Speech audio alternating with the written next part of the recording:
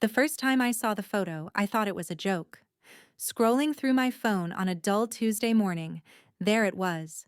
Jake, my older brother, grinning ear to ear, one hand gripping the handlebar of a shiny black motorcycle. The caption read, "Dreams do come true." Freedom machine. I stared at the screen, the coffee in my hand going cold. Just 2 days earlier, I'd come home from work and found Max's bed empty, his leash still hanging by the door. My sweet golden retriever, the one who'd slept by my feet through college, the one who licked my tears off my cheeks when I failed my first job interview. Gone. Jake had shrugged when I confronted him. "Relax, Em, I sold him. Got $200. Needed cash for something important."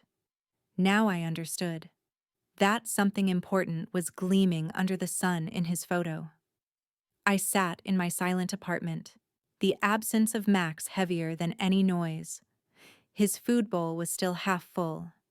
His toy fox lay in the corner, chewed ears drooping like they were grieving too. I wanted to scream. I wanted to drive to Jake's house and smash that motorcycle into pieces. But instead, I pressed my palms against my knees, closed my eyes, and whispered to myself, "This is it. This is the day I stop being quiet." Because if Jake thought he could sell loyalty for $200 and ride away into the sunset, he had no idea what storm was coming for him. Jake had always been the star. Growing up in Ohio, he was the quarterback of his high school football team, the kind of boy neighbors called promising. My parents adored him, showered him with praise even when his report cards were average and his temper explosive. Me? I was the quiet sister who read books under the oak tree and scribbled poetry in the margins of my notebooks. When I brought Max home, a scrappy golden retriever pup I rescued from the shelter, Jake rolled his eyes. "Another distraction, Emma. You're wasting your time. Dogs don't pay rent." But Max became my world. He was there when my best friend moved away, when I got rejected from my first choice college, when I spent nights crying over being invisible in my own family. His warm body pressed against mine was the only proof I wasn't completely alone. Jake never understood. He'd kick Max off the couch, complain about his shedding fur, mutter that he was just a dumb dog. The real fracture came after college. I was working part-time at a diner, trying to get into publishing, living paycheck to paycheck. Jake, on the other hand, was still mooching off our parents, crashing cars, chasing schemes that never lasted. Then came the day I returned from work, and Max wasn't there. Panic clawed through me. I searched the block, checked the shelters, called his name until my throat went raw. Finally, Jake admitted it, his voice flat, like it was no big deal. "Sold him. Some guy from Craigslist. $200. Needed the cash." I remember dropping to my knees, clutching Max's collar like it was a piece of my soul torn away. My brother laughed at my tears. That night, something inside me snapped. If Jake could sell love that easily, I'd prove love, loyalty, was stronger than anything he could buy, even if it killed me trying. Losing Max left a hole, but it also lit a fire. I stopped waiting for approval, stopped asking for space. I carved it myself. I worked long hours at the diner, but I also started freelancing online, editing essays, proofreading manuscripts. Words were always my strength. Slowly, I built a client list. I'd come home at 2 a.m., collapse on the couch with sore feet, then stay up another 3 hours editing chapters until my eyes blurred. One night, I got a message from a small publisher in Chicago.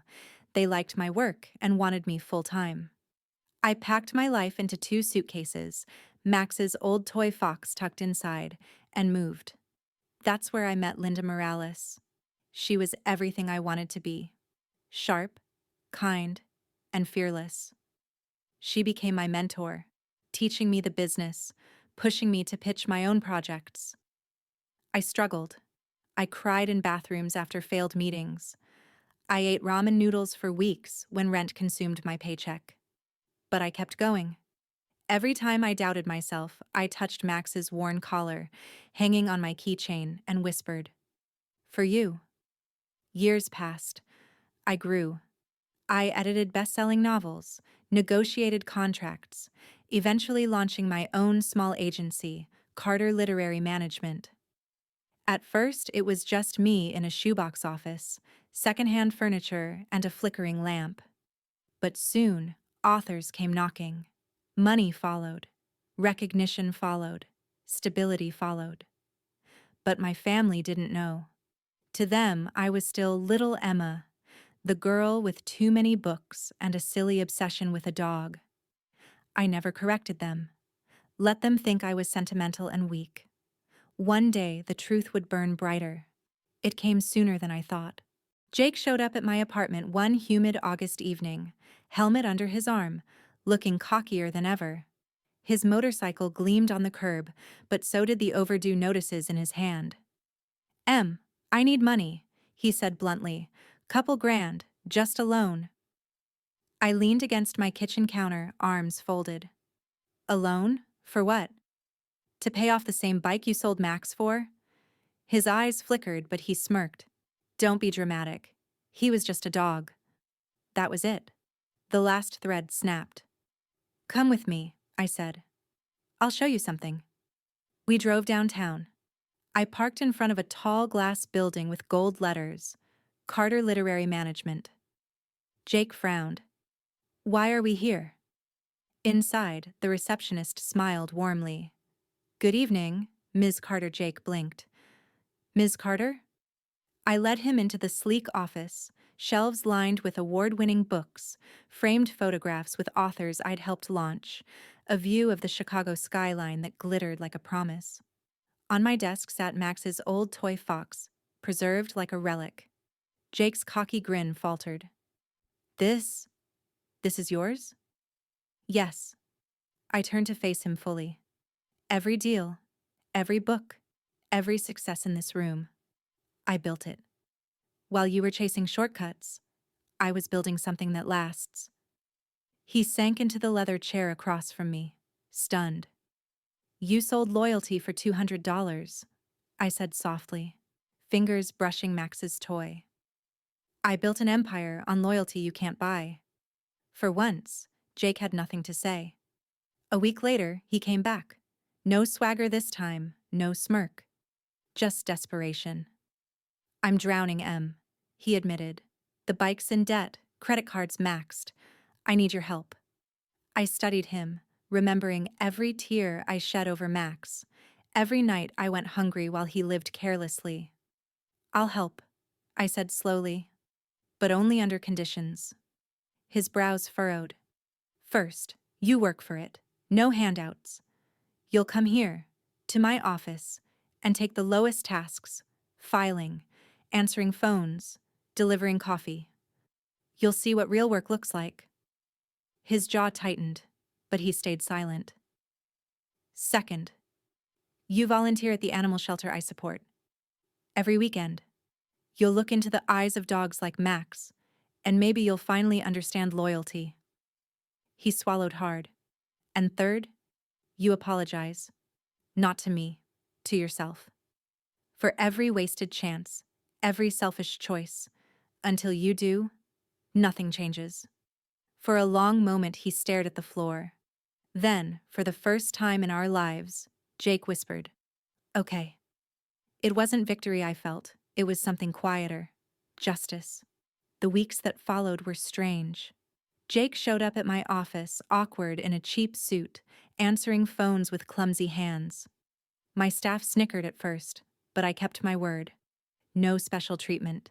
Saturdays, I saw him at the shelter, kneeling awkwardly beside kennels, dogs sniffing his hands.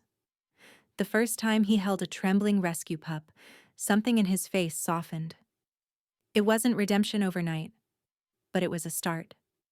One evening, after a long day, I sat in my office watching the city lights flicker. I reached for Max's toy fox, holding it against my chest. The ache of losing him would never fully fade, but it had shaped me, forged me into the woman I'd become. I whispered, "We did it, Max. We turned pain into power." And I realized Jake's betrayal had cost me my dog, but it had also bought me clarity, resilience, and the life I was always meant to lead. So yes, my brother sold my dog for $200, but I built a world where loyalty, once lost, became my greatest fortune.